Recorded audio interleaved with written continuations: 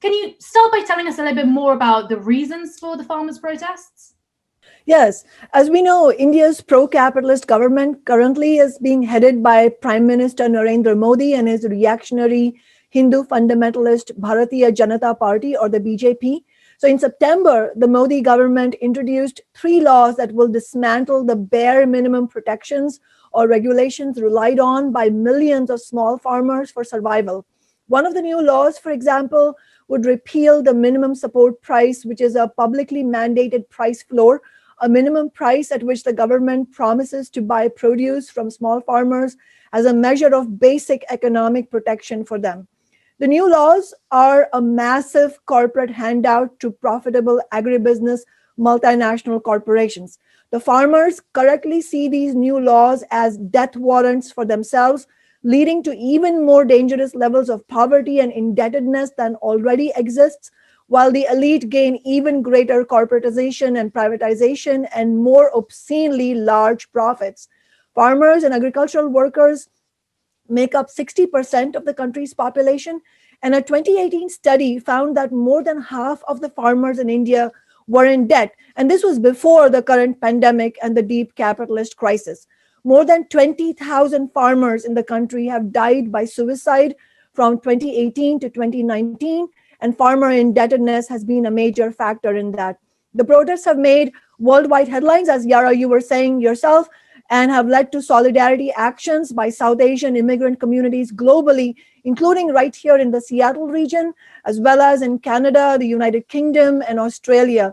These solidarity protests have even forced establishment politicians to speak publicly in support of the farmers' protests, including Canadian Prime Minister Justin Trudeau and a member of the Australian Parliament. It's so incredible to hear about this. And I think the main thing that, obviously the scale of it is incredible, but I think it's also the fact that they've been protesting for so long, for 2 weeks now, sustaining it. So I was wondering, first of all, how have they been organized? How could they sustain it for so long? And also, are there any lessons that the international community can learn from these protests? Because I think that the scale and the way that it's organized is amazing. It is. In fact, as you said, we're speaking right now on Friday, December 11th. So at this point, the protests have sustained for well over at this point, nearly 3 weeks. This is remarkable.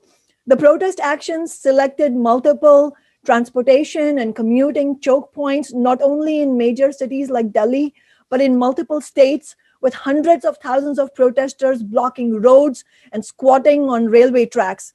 The farmer protests are also noteworthy in the level of preparation they carried out before launching the actions. For instance, the farmers interviewed at the Delhi actions say they are prepared enough to be able to sustain the action for months.